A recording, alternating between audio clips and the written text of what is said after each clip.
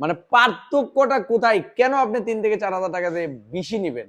দেখেন ভাই, আমার বুঝে আসে না। কারণ হচ্ছে এই ফোনের মধ্যেও দিছে হচ্ছে 4 জিবি র্যাম, 128 জিবি রুম।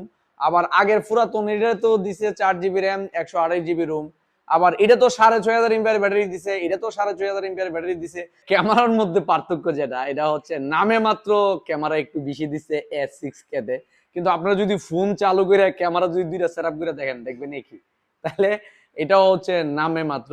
এর যে প্রসেসর দিছে, এটাতে একই প্রসেসর দিছে, অ্যান্ড্রয়েড ভার্সনও সেম, তারপরে সবকিছুই সেম। তাহলে দামটা কেন ভাইজান আপনি 3 থেকে 4 হাজার টাকা বেশি দিবেন? এটা প্রশ্ন হচ্ছে আমি আপনাদের কাছে রাখলাম। এই মডেল চেঞ্জ করে দাম বেশি নিচ্ছে, এটা আমার দৃষ্টিতে ঠিক না। আপনারা হয়তো যেহেতু দাম বাড়াবেন, ভালো কিছু দেন, পাবলিককে ভালো কিছু দেন। আমি কিন্তু আপনাদের সাথে লোক, আমি কিন্তু কোম্পানির সাথে কোনো লোক না।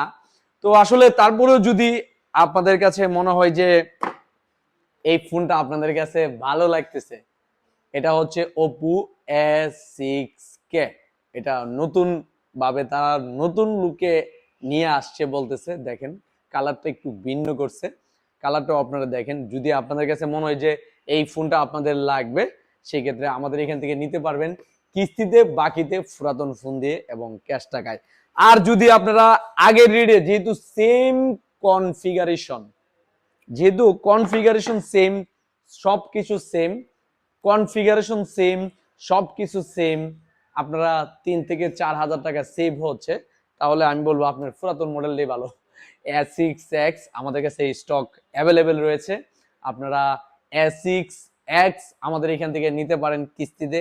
চাইলে আপনি ক্যাশ টাকায় নেন, এই যে চাইলে আপনি পুরাতন ফোন দিয়ে এক্সচেঞ্জ করে নিতে পারবেন। চয়েস আপনার।